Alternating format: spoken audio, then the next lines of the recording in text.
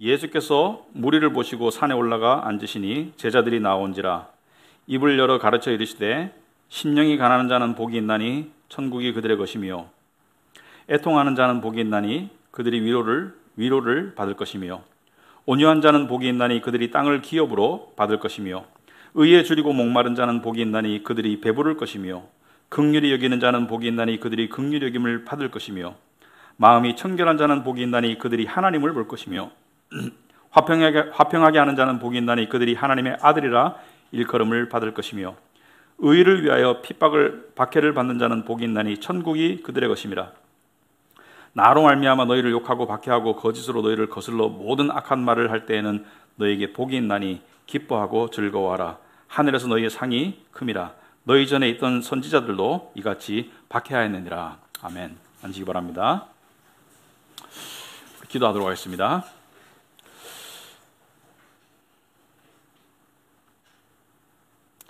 우리를 사랑하시고 또 새로운 한 해를 맞게 하시고 또 이 자리에 불러주셔서 우리와 깊은 교제를 나누어 주시길 원하시는 은혜의 하나님 아버지, 저희들이 한 해를 마치고 또 2022년 새해를 맞이하는 이 주일에 이 자리에 함께 모였습니다.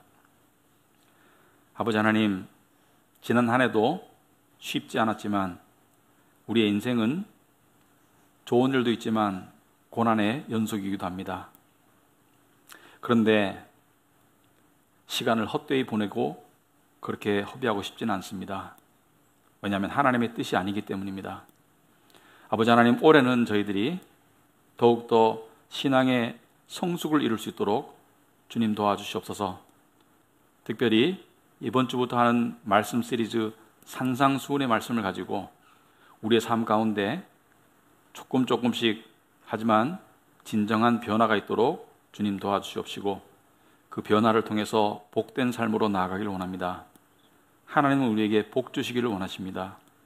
그런데 그것이 세상이 말하는 복과 다르고 또 그 깊이와 넓이가 너무 깊고 넓기 때문에 우리가 그 안에 쉽게 들어오지 않으려고 합니다.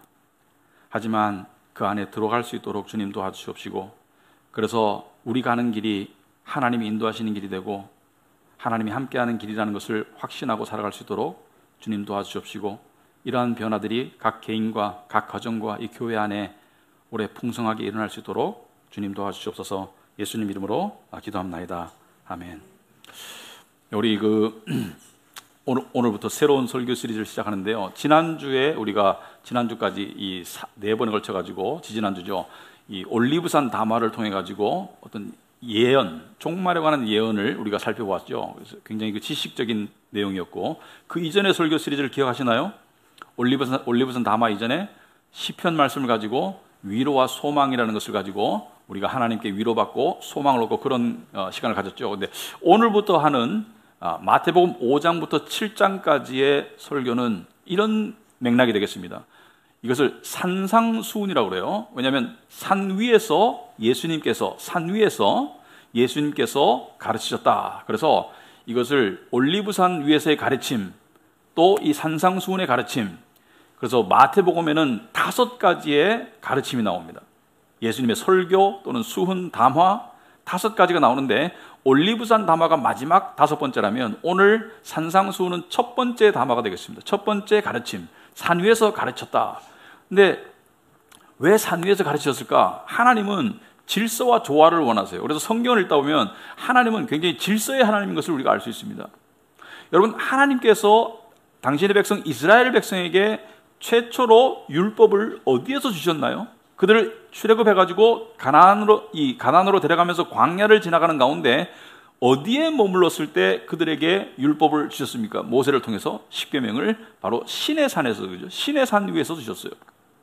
마찬가지로 예수님, 하나님의 아들이신 예수님, 삼위일체 2위이신 예수님께서 이 땅에 오셔가지고 산 위에 올라가셔서 가르치셨어요. 그래서 예수님의 공생애 중에 가장 최초의 가르침이기도 합니다. 오늘 말씀 보시면은 예수께서 무리를 보시고 산에 올라가셨어요. 산에 올라가 앉으시니 제자들이 나온지라 입을 열어 가르쳐 이르시되, 그래서 산 위에서 가르치셨고, 5장, 6장, 7장은 산 위에서의 가르침이 쭉 연결되기 때문에 산상수훈, 산 위에서의 가르침이다 이렇게 별칭이 붙어져 있고요. 그리고 8장에 가면 1절에 산에서 내려오신다 이렇게 되어 있습니다. 산에서 내려오신다. 그래서 산 위에 지금 올라가 계세요. 이 산이 어느 산이냐 정확히는 모르지만 예수님께서 이 자라신 나사렛 위에 갈릴리 호수 근처에 있는 산이었다. 예수님께서는 태어나기는 예언에 따라서 남쪽 베들레헴, 예루살렘에서 얼마 떨어지지 않은 베들레헴에서 태어나셨지만 대부분의 이 어린 시절과 이 자라심 그리고 나중에 공생의 상당 부분을 북쪽 갈릴리 호수 근처에서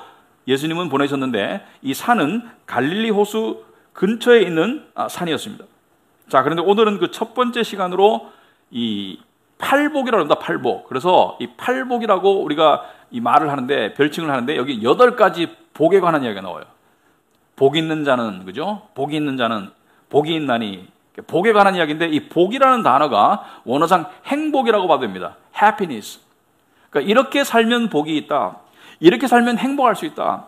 사람들이 복을 원하지 않습니까? 여러분, 사람들은 뭐 믿는 자나 안 믿는 자나 다 복을 원하죠. 복 받고 싶어 하죠. 행복하고 싶어 하는데, 근데 이 말씀을 듣고 난 다음에 아하, 이렇게 하면 복을 받겠구나 라고 바로 실천에 옮기기가 어려워요. 왜냐하면 2가지 이유 때문에. 첫째는 이 말씀이 굉장히 반직관적입니다. 무슨 말이냐면 인간이 일반적으로 생각하는 것과 완전히 달라요. 그리고 반문화적이에요. 예를 들어서 하나 예를 들면 3절에 보면 가난한 자는 복이 있대요. 굉장히 반직관적이죠. 세상에서는 부자가 복 있는 거예요. 그리고 2번째, 깨닫기가 어려울 뿐만 아니라 적용이 잘 안 됩니다. 이 말씀을 읽고 난 다음에 정확한 의미가 뭐냐라고 물어봤을 때 깨닫기가 어려워요. 근데 오늘 우리가 지금 이 말씀을 팔복을 공부하면서 좀 이 문제가, 하나의 문제가, 사실은 이게 설교자 회의에서 회의하면서 저는 한 복씩, 그러니까 8개 팔복 있으면 8번의 설교를 하자 이렇게 저는 주장을 했는데, 그럼 시간이 너무 많이 걸린다. 그렇다 가지고 2개를 묶자, 4개를 묶자 설왕설래 하다가 한꺼번에 다 하자는 주장이 많아가지고 제가 양보했어요. 그런데 저한테 그 공이 넘어왔어요. 그래서 오늘 한글 예배, 영어 예배 둘 다 제가 이 본문을 가지고 설교를 하게 되었습니다. 저는 한 구절 한 구절 하고 싶었어요. 그런데 한꺼번에 다루어야 되게 되었어요. 그래서 어떻게 하겠습니까? 뭘 해야 되죠, 그죠? 자, 그런데 이 말씀을 읽었을 때 여러분 이해가 많이 읽어보셨죠? 이해가 잘 되세요? 이 형이상학적인 표현이 많아요. 이게 반직관적이고 반문화적인 표현이 많아요. 그래서 읽었을 때 심미적으로, 그러니까 마음적으로 그런 뜻인가라는 어떤 추측 또는 깨달음이 있을 수 있겠지만, 이것을 우리 삶에 어떻게 적용할 것인가라고 한다면은 구체적으로 깨달아야 되는데 그게 쉽지가 않습니다. 그렇다고 불가능한 건 아니겠죠. 그렇게 해봐야 되겠죠. 자, 그런데 이 말씀을 우리가 어떻게 볼 것인가? 자, 이 말씀을 봤을 때 이 말씀은 거듭 말하지만 우리가 일반적으로 생각하는 그런 관념과는 완전히 반대예요. 그리고 우리가 살고 있는 문화와는 완전히 거스르는 내용이에요. 그래서 가난한 자는 복이 있고요, 애통하는 자가 복이 있다고 그래요. 4절에 애통한다는 것은 슬피 운다는 것이죠. 우리 사회 속에서는 부자가 복이 있고 웃는 자가 복이 있는 거예요. 그 다음에 5절에 온유한 자는 복이 있다. 세상에서는 무시당하지 않는 당당한 자가 복이 있는 거예요.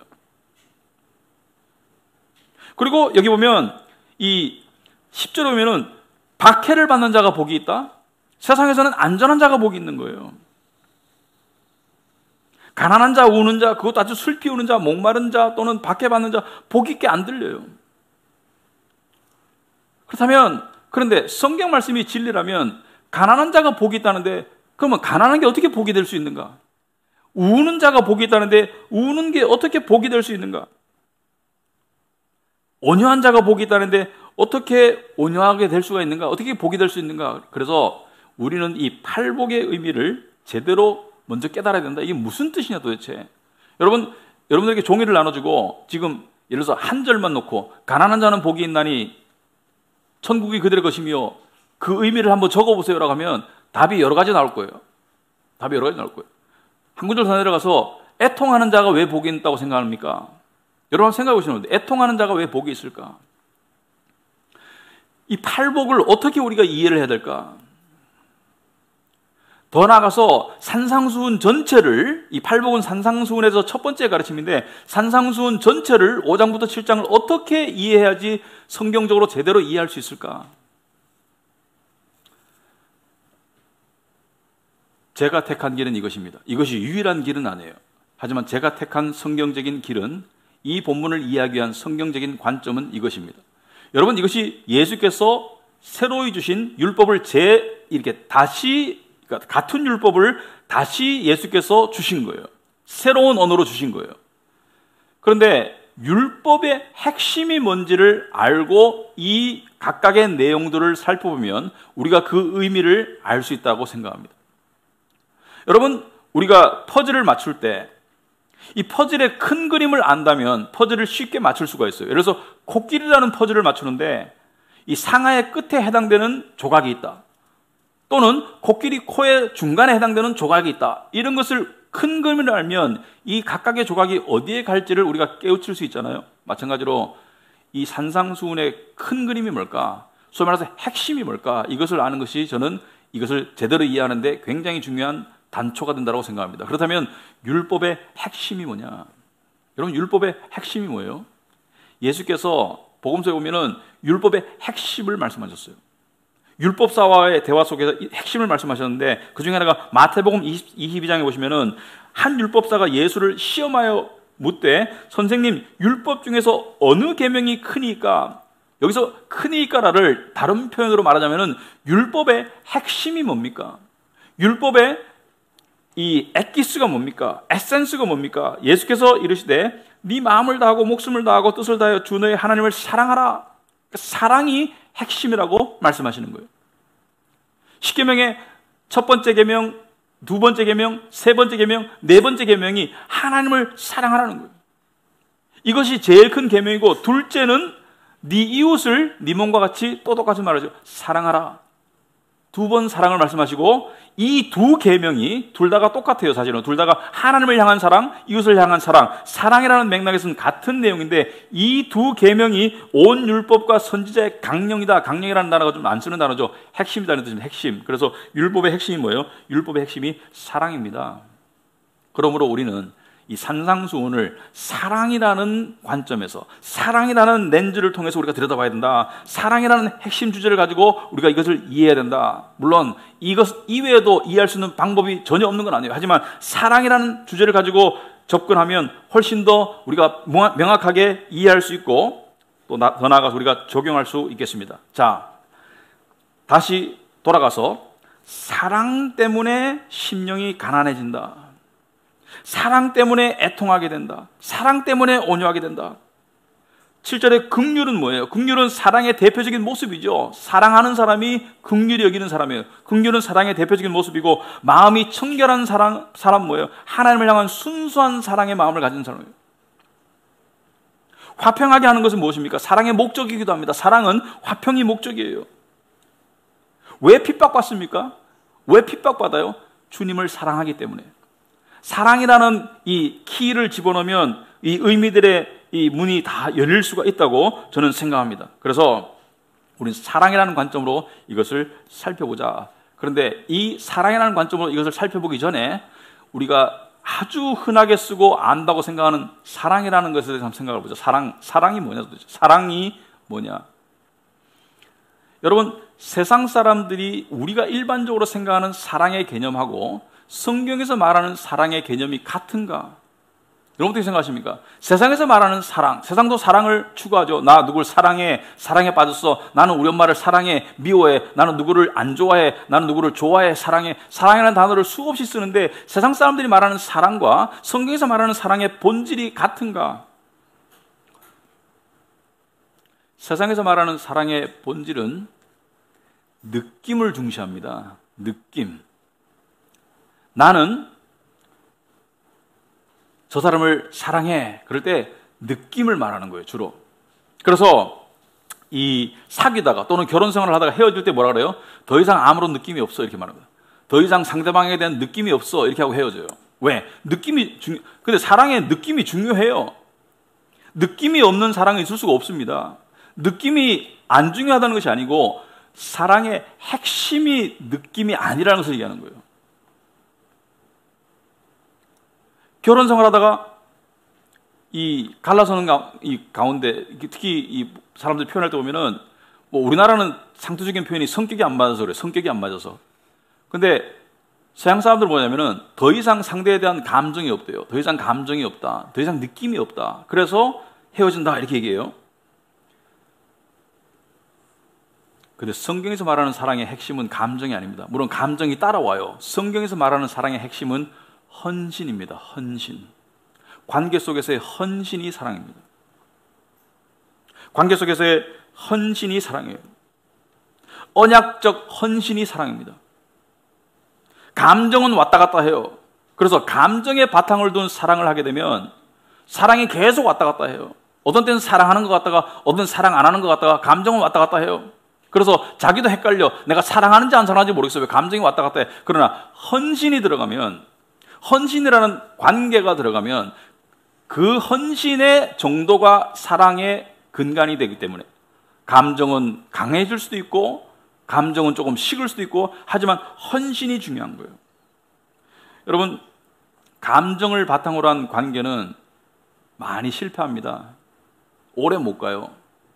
그리고 감정은 식어요. 근데 식은 감정을 감정으로 데필 수 없어요. 그렇지만 헌신을 바탕으로 하는 관계 속에서는 감정이 조금 식더라도 헌신을 유지하면 감정은 살아나요. 그래서 제가 결혼 생활하면서 배운 한 가지 굉장히 중요한 성경적인 원리가 있습니다. 저는 좀 부끄럽지만 우리 가족도 여기 있기 때문에 저와 제 아내는 서로를 사랑해요. 그런데 그 이유가 있습니다. 제가 더 사랑스러워서가 아니에요. 저와 제 아내는 이런 믿음으로 살기 시작했습니다. 몇 년 전부터, 한 10여 년 전부터. 어떤 믿음이냐? 나는 사랑하기 때문에 결혼 생활을 합니다. 이 생각을 버렸어요. 사랑하기 때문에 결혼 생활을 하는 것이 아니고 결혼했기 때문에 사랑합니다. 큰 차이가 있는 거예요. 사랑하기 때문에 결혼 생활을 유지한다는 것은 감정의 바탕을 두고 이 관계를 유지하겠다는 것인데 그것이 아니고 나는 우리가 부부이기 때문에 그러니까 언약의 관계이기 때문에 이 헌신을 바탕으로 나는 사랑하는 거예요. 연애 관계 속에서는 그것을 쌓아가고 연습하는 거예요. 여러분 제가 굉장히 재밌는 사회적인 현상이 하나 있습니다. 뭐냐면은 요즘에 비혼자들이 많습니다. 한 30대의 한 반 정도가 결혼을 안 했어요. 그런데 비혼 중에서 이 자발적인 비혼이 있습니다. 성경적으로 전혀 문제 없습니다. 나는 독신으로 살겠다. 전혀 문제 없어요. 사도 바울이 그랬죠. 독신으로 지내도 괜찮다. 그런데 비자발적인 비혼도 많아요. 나는 결혼하고 싶은데 결혼이 안 돼요. 근데 제가 이 결혼 정년기 때는 글쎄요, 스님 지원자나 이 성당의 신부님 지원자 빼고는 거의 대부분 결혼을 했던 것 같아요. 근데 오늘날 이 청년들이 오면 그때 청년들보다 훨씬 더 인물도 좋고 여러 가지 면에서 좋은데 왜 이 결혼이 잘 안 될까? 근데 그 이유가 여러 가지가 있겠죠. 한 가지는 아니고 여러 가지 있을 거예요. 근데 그 중에 큰 이유가 이것이라고 생각합니다. 뭐냐면은 옛날과 지금과 만남의 기회가 옛날이 더 현재 있는가? 저는 그렇지 않다고 생각해요. 오늘날도 얼마든지 만남의 기회는 있어요. 그런데 오늘날 만날 때 이렇게 상대의 관심을 가질 때 썸 탄다고 그러더라고요. 썸 탄다. 연애가 아니고 썸을 탄다 이렇게 말하죠. 옛날에는 뭐예요? 짝사랑한다 이렇게 했습니다. 짝사랑한다. 용어가 달랐어요. 관심을 가진다, 짝사랑한다. 그런데 굉장히 큰 차이가 있습니다.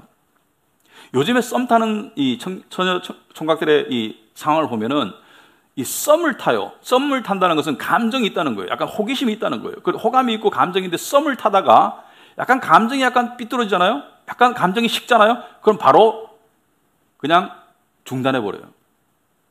물론 스토커가 되면 안 되겠지만은 썸을 타다가 이렇게 약간 감정이 식으면 바로 그냥 없던 일로 해버려요.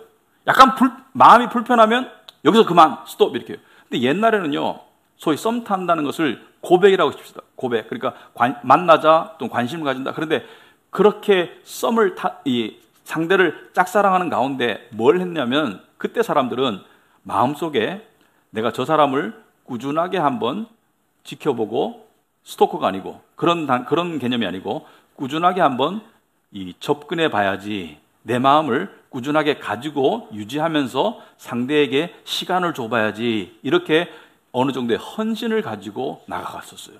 차이를 아시겠죠? 예를 들어서 남자가 벌이고 여자가 꽃이에요. 근데 벌이 윙 하면서 이제 꽃에게 가요. 왜냐하면 꽃이 향기가 좋고 이뻐서 꽃에게 다가가요. 그런데 요즘 사람들은 이 꽃이, 벌이 다가오는 걸 보고 약간 부담스러워서 봉우리를 싹 닫잖아요. 그럼 바로 툭 떨어져. 아니면 바로 윙 하고 딴 데가. 옛날 사람들은 어땠냐면, 이 비유를 빌자면 윙 하는데 꽃이 약간 닫아. 그러면 그 자리에서 계속 윙 하고 있어요. 그러면 꽃이, 저 벌이 계속 나를 지켜보고 윙 하고 있구나. 거기에 약간 감동해서, 그리고 그 진정성을 보고 그 헌신을 보고 봉우리를 살짝 열어요. 그럼 벌이 약간 기뻐가지고 좀 더 다가가서 윙 거려요. 그러다 보면 이게 뭐예요? 결국은 내가 상대를 좋아하기로 결심했으면 어느 정도 판가름 날 때까지 그 마음을 유지하는 헌신을 가졌다는 거예요. 신실함이 있었다는 거예요. 요즘 사람들은 꽃망울이 다치기도 전에 다치는 신호가 나타나면 바로 윙 하고 달려가 버려요. 왜? 헌신이 없어. 그러니까 어떻게 결혼이 되겠어? 그것도 하나의 큰 원인이라는 거예요. 그래서 요즘 사람들은 사랑을 감정 플러스 조건으로만 생각해요. 그러다 보니까 빨리빨리 식어요. 빨리빨리 감정 정리가 돼요. 하지만 진정한 관계는, 진정한 사랑은 계산과 감정도 중요하지만 그 이전에 뭐예요? 결단과 헌신이 중요한 거예요. 결단과 헌신이 필요한 거예요. 내가 한번 마음을 둔 사람은, 막연하게나마 마음을 둔 사람은 그것이 결정적으로 뭔가 사인이 보여지기 전에는 그 마음을 꾸준하게 유지하고 있는 그 상태가 필요한 거예요. 그 상태를 통해서 상대가 감동받고 서로 마음이 통하고, 그래서 다음 단계로 나아갈 수가 있는 거예요. 무슨 말을 하는 것이냐? 사랑은, 감정은 부수적인 것이지 사랑의 본질은 뭐예요? 헌신이다. 헌신이다. 자, 이런 맥락에서 우리가 한번 살펴보자. 이런 관계 속에 사랑이라는 맥락에서 한번 살펴보자. 자, 여러분이 가지고 있는 관계가 있죠. 대표적인 관계가 가족 관계입니다. 뭐 부모, 자식, 배우자 관계, 그리고 또 더 나아가서 교우 관계, 또는 친구 관계, 여러 가지 관계가 있어요. 그런데 그 관계라는 맥락에서 한번 이것을 한번 풀어보자. 심령이 가난한 자는 복이 있나니. 여러분, 가난한 자가 어떻게 복이 있어요? 여기서 말하는 가난함은 물질적인 가난을 말하는 게 아니고 심령이 가난한 자는 복이 있나니. 심령이 언제 가난해져요? 사랑이라는 관점에서 봤을 때 언제 가난해져요? 언제 가난해지냐면은, 심령이 가난해진다는 것은 이것입니다. 어쩔 수 없는, 나 스스로는 어쩔 수 없는 상태가 되는 거예요.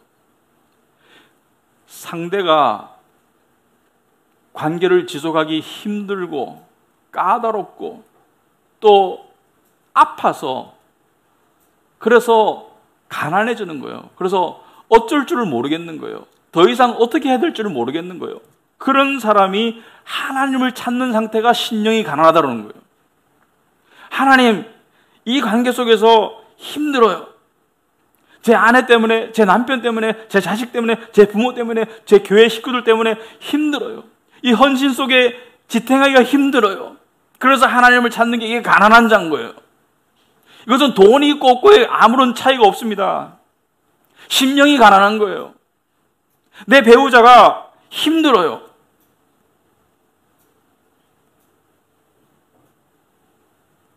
하나님을 찾는 거예요. 여러분, 가족이나 어떤 또 뭐 교우 관계나 속에서 문제가 생겼어요. 문제가 생겼을 때 내가 도저히 이 상황을 어떻게 해야 될지 모르겠어. 화밖에 안 나. 절망밖에 안 돼. 그때 하나님 앞에 엎드리는 게 가난해지는 거예요.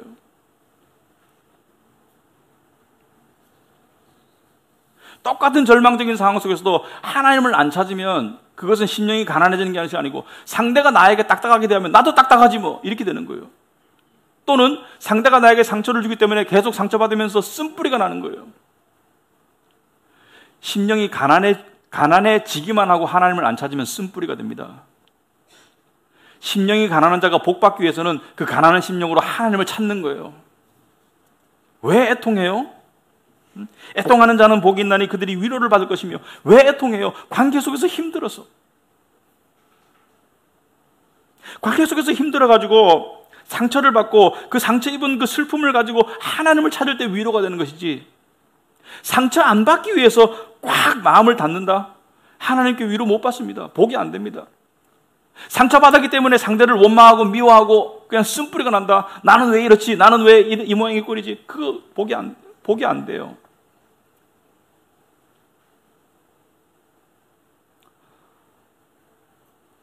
며칠 전에 제가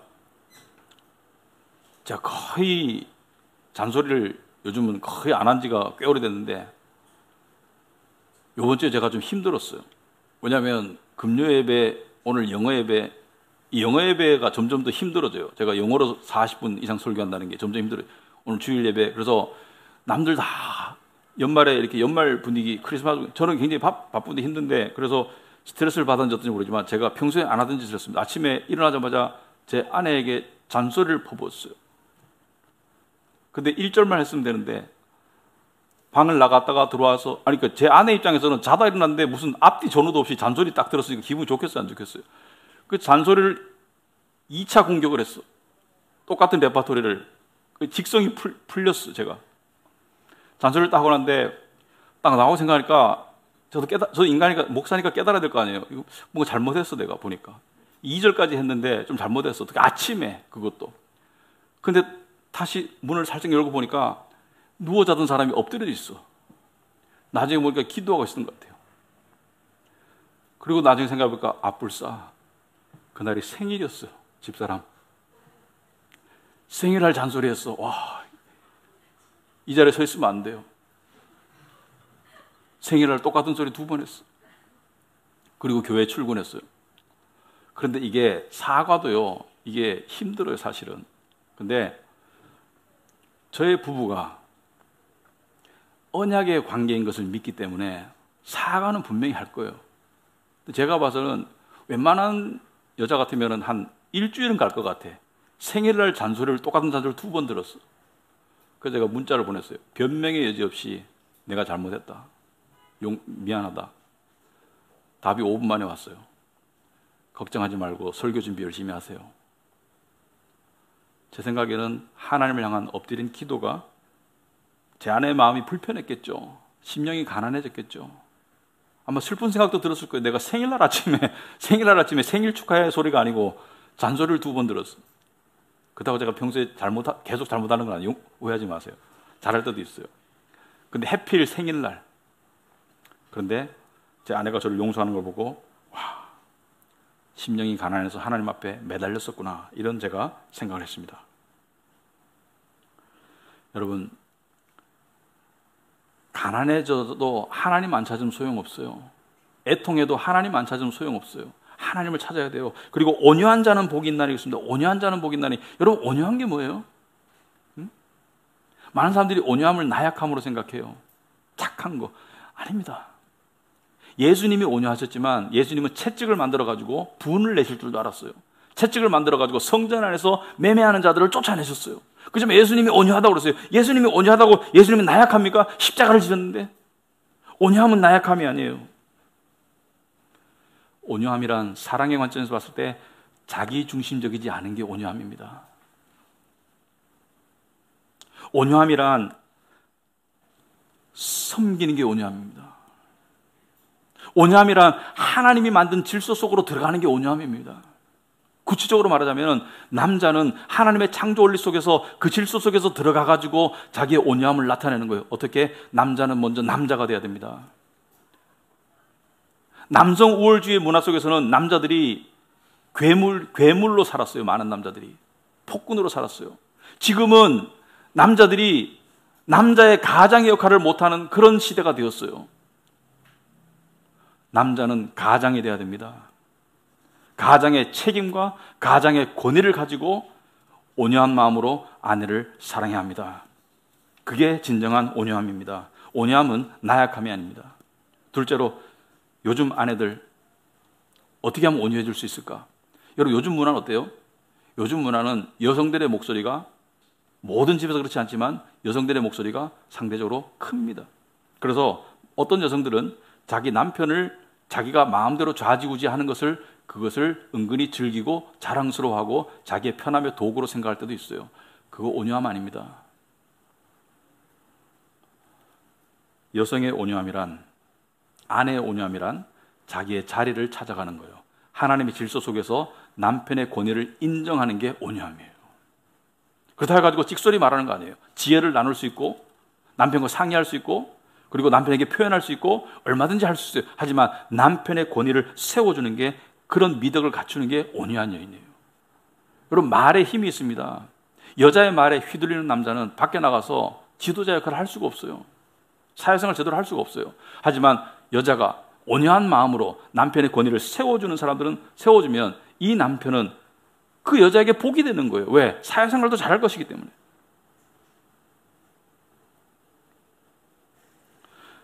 사실 온유함이란 힘들어요. 왜냐하면 자기 손해로 느껴집니다. 자기 중심성을 탈피해야 되기 때문에 굉장히 힘들어요.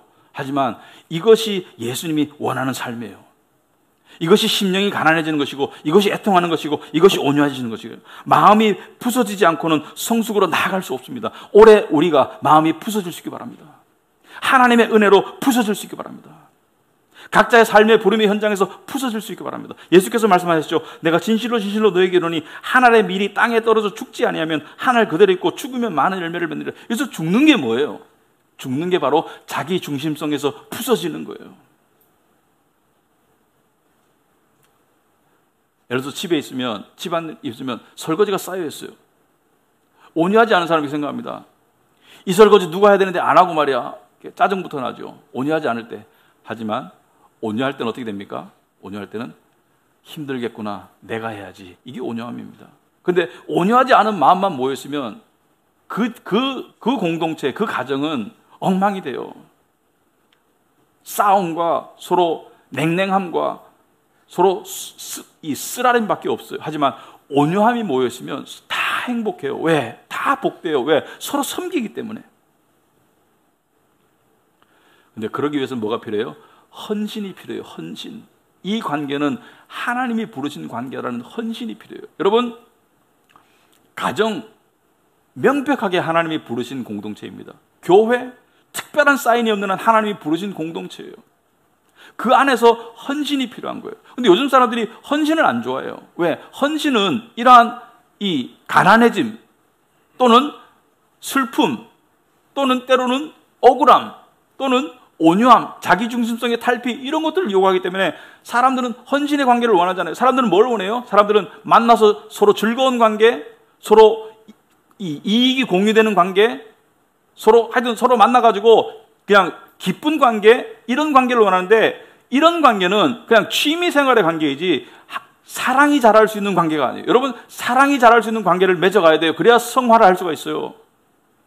여러분의 삶 가운데 한번 종이를 주고 한번 적어보라고 하는데, 내가 사랑이 자랄 수 있는 관계가 어떤 관계인지 한번 적어보라고 하면, 대표적으로 내가 의미 있게 관계를 맺고 그 안에서 정말 심령이 가난해지고 애통하고 함께 울고 함께 기뻐할 수 있는 그런 관계가 얼마나 되는지 한번 적어보시라. 그랬을 때 그것이 너무나 적을 사람이 없으면 지금 성화가 안 되는 거예요. 인간관계 속에서 성화가 되는 거예요. 그래서 많은 사람들이 헌신을 원하지 않기 때문에 이 문화 속에서, 큰 교회 다니는 사람들이 다 그렇지는 않지만 많은 사람들이 큰 교회 나가는 이유 중에 하나가 헌신의 관계를 원하지 않는 거예요. 그냥 예배 갔다 왔다는 그것만, 종교 생활만 원하지 진정한 의미 있는 관계를 원하지 않는 거예요. 왜? 헌신은 불편하기 때문에. 헌신은 때때로 불편합니다. 이 팔복의 내용이 그렇잖아요. 심령이 가난한 게 편한 거예요. 애통하는 게 편한 거예요. 핍박받는 게 편한 거예요. 아니지 않습니까? 또 어떤 사람들은 직장생활 하면서 자기가 그리스도인이라는 것을 안 밝히려고 그래요. 왜? 서양 사람들이 기독교인을 안 좋게 보기 때문에. 그렇다 해가지고 여기다 띠두르고 나는 기독교인이다 이렇게 하고 다니라는 건 아니지만, 뭐라 했습니까? 내 이름을 위하여 박해받는 자들은 복이 있다고 그랬지 않습니까? 얼마든지 일상 가운데 내가 기독교인임을 알릴 수 있어야 돼요. 밥 앞에 놓고 기도하는 모습을 통해서, 저 사람은 예수쟁이구나, 손가락질도 관계없습니다. 복이 있다고 그러잖아요. 나를 위해서 십자가에 그 엄청난 짐을 지신 예수를 위해서 내가 그 정도 핍박을 못 받아요? 이순신형 기독교인이 되면 안 돼요. 나의 기독교인인 것을 사람들이 모르게 하라. 그러면 안 돼요. 기독교인인 것을 우리가 드러내고 살아야 돼요. 여러분, 헌신을 원하지 않는 게 무엇입니까? 헌신을 원하지 않는 것은, 헌신적인 관계를 원하지 않는 것은 마음을 지키는 길이라고 생각하기 때문에요. 마음을 다치는 것을 지킨다. 마음이 가난해지는 것을 지키기 위해서 사람들과 관계 속에, 희생적인 관계 속에 안 들어가. 그냥 취미생활하고 쇼핑하고 그냥 희덕거리고 서로 즐길 수 있는 관계 속에서만 머물지, 조금이라도 헌신이 요구되면 굿바이 해버려요. 왜? 마음을 지킨다고 생각해. 어느 교회를 다녀도 헌신의 관계에 안 들어가. 시간이나 물질이나 봉사나 관계 속에서의 어떤 사귐이나 함께 울고 함께 슬퍼하는 관계 속에 안 들어가. 나는 그냥 예배당만 왔다 갔다 할 거야. 나는 주일 예배만 드릴 거야. 왜? 마음을 다칠까 봐. 마음을 지킨다고 생각해요. 근데 마음을 지키는 길이 아니고 마음을 꽁꽁 얼어서 죽이는 길이에요.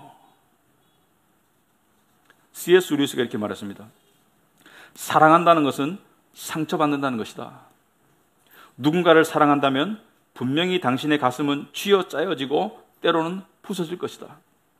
만일 당신이 당신의 마음을 이런 것들로부터 철저히 지키기를 원한다면 방법은 한 가지이다. 아무도 사랑하지 말라. 심지어 동물도 사랑하지 말라.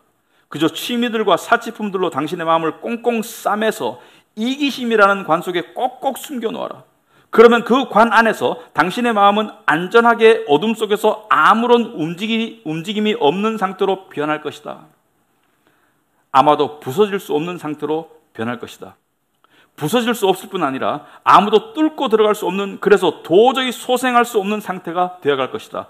사랑으로 부서지지도 않고 동요하지도 않을 유일하게 안전한 장소는 바로 지옥이다. 그리스도인으로서 자란다는 것은 상처받을 준비가 돼야 돼요. 나는 취미생활, 쇼핑, 적당한 거리두기, 그래서 마음 안 불편하고 상처 안 받고 사람들하고 깊은하게 맺어봤자 상처밖에 더 받겠어? 교회 다녀도 적당히 거리두고, 어떤 분들 이런 말 하는 분 있어요. 목사님하고 거리두기를 원했다고. 왜? 목사님 때문에 상처받아가지고. 아니 근데 교회는 잘 선택해야 되지만, 어떤 상처를 받았는지 모르겠지만 진정한 신앙생활은 서로 함께 울고 함께 기뻐하고 하나의 공동체가 되어가는 거예요. 이런 사람들이 있습니다.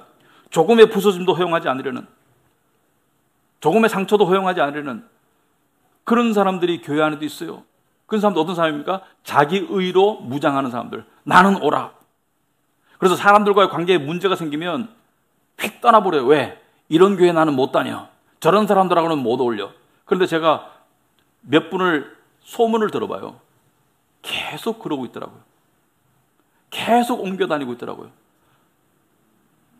죽을 때까지 그러면 그 무슨 의미가 있습니까? 하나님이 원하시는 것은 심령이 가난해지라는데, 애통하라는데, 나는 애통하기 싫어. 나는 가난해질 수 없어. 나는 부러지지 않을 거야. 나는 상처받지 않을 거야. 나는 내 마음을 꼭꼭꼭꼭 지킬 거야. 그 지키는 게 아니죠. 그건 지키는 게 아니에요. 마음이 딱딱해지고 마음이 차가워지는 거예요. 여러분, 이러한 팔복의 삶을 살다 보면 다 깨닫습니다. 뭘 깨닫습니까? 우리에게 의의가 없다는 것을. 우리는 예수 그리스도의 가르침을 따라 살 수 있는 그런 자격이나 의의가 없어요. 그런 능력이 없어요. 그래서 의의에 굶주리게 됩니다. 죄를 깨닫고 의의에 굶주리게 됩니다. 의의에 굶주린다는 것은 하나님을 굶주리는 거예요. 왜? 하나님만이 의를 줄 수 있어요. 그래서 실제로 보시면 의에 줄이고 목마른 자는 복이 있나니 그들이 배부를 것이며, 의에 줄이고 목마른 자는 복이 있다고 그랬어요. 의에 줄인 사람은 누굴 찾습니까? 의를 주시는 예수님을 찾는 거예요. 그래서 복이 있는 거예요. 그리고 이렇게 팔복의 삶을 살면서 마음이 부서지고 마음이 가난해진 사람에게서 뭐가 나옵니까? 긍휼이 나옵니다. 긍휼. 왜? 자기가 아파봤기 때문에, 자기가 무너져봤기 때문에, 자기가 부서져 봤기 때문에 남도 불쌍히 여길 줄 아는 긍휼의 마음이 나오죠. 그래서 7절에 긍휼히 여기는 자는 복이 있나니 다 연결된 거예요. 그러한 팔복에 사는 삶을 사는 사람들은 마음이 청결해집니다. 마음은 자신감으로 깨끗해지는 게 아니에요. 마음은 눈물로 깨끗해지는 거예요. 마음은 부서짐으로 깨끗해지는 거예요. 그래서 마음이 부서지고 마음이 아파서 그 속에서 하나님을 찾던 사람들이 하나님을 보게 되는 거예요. 그리고 결국 사랑의 목적은 화평입니다. 가정에서 화평, 교회에서의 화평, 지금 화평 아닌 상태가 있다면 그 화평 상태로 나가기 위해서 하나님이 내게 요구하시는 것이 무엇인가를 생각해 보시기 바랍니다. 그게 잘 안 되는 이유는 하나님이 죽으라는 죽음을 죽기 싫은 거예요. 안 죽을 이유를 자꾸 대는 거예요. 자꾸 이유를 상대에게 갖다 붙이는 거예요.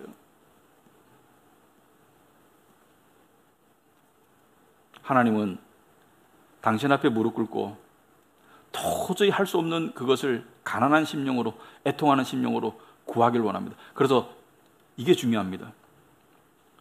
우리가 나아가야 될 이상이 있어요. 가정이나 교회나 어떤 관계 속에서 이렇게 돼야 되는 이상이 있는데 현실은 여기 있어요. 현실은 여기 있으면 이 사이가 광야예요. 이 사이가 우리의 광야예요. 그런데 여기서 여러 가지 반응이 있습니다. 여기서 이상과 현실 속에서 그냥 나도 닫아버리고 관심 끄고 살 거야. 마음이 점점 더 병들어갈 겁니다. 이 속에서 너무 괴로워서 왜 나는 이런 삶을 살아야 돼? 자기 연민에 빠질 수도 있어요. 그리고 쓴뿌리가 날 수도 있어요. 하지만 하나님이 원하시는 진정한 믿음은 이것입니다. 복받는 길은 이것입니다. 이 현실 속에서 아파요. 그리고 때로는 하나님은 원망스러울 수도 있습니다. 그렇지만 올바른 선택을 하는 거예요. 올바른 선택은 뭐예요? 화평을 향해 나아가야 돼요. 화평을 향한 발걸음을 디뎌야 돼요. 그것이 자기 죽음과 자기 희생을 요구한다면 그쪽으로 나아가야 돼요. 그게 바로 십자가 복음의 가르침입니다. 예수님은, 여러분, 겟세마네 동산에서 예수님이 심령이 가난해지셨어요. 억울해서. 겟세마네 동산에서 예수님이 애통해 하셨어요. 아버지께 부당하게 버림받. 겟세마네 동산에서 예수님이 온유해지셨어요. 겟세마네 동산에서 예수님이 긍휼을 베푸셨어요. 그런데 보세요. 얼마나 반직관적인지 예수님의 강함이 승리가 되었어요. 예수님의 죽임 당하심이 우리에게 생명이 되었어요. 예수님의 낮아지심이 높음이 되었어요. 한 가지 생각해 보시기 바랍니다. 여러분, 세상 사람들은 사랑하니까 마음이 가벼워지고 밝아지고 그렇다고 그러죠. 마음이 밝아지고 가벼워진 것만 사랑인 줄 알아요. 물론 사랑하면 마음이 밝아지고 가벼워질 때가 있습니다. 그렇지만 사랑의 핵심은 뭐예요? 사랑은 본질적으로 무거운 거예요. 십자가가 사랑이라면 엄청나게 무거운 거예요. 그 십자가가 여러분에게 지어져 있을 거예요. 가족관계 속에서, 교회 속에서, 여러분의 삶 가운데 십자가가 있을 거예요. 근데 십자가 팽개친다? 그거는 사랑 안에서 자라기를 포기하는 거예요. 하나님이 기뻐하시는 거 아니에요. 팽개칠 명분이 있으면 팽개치세요.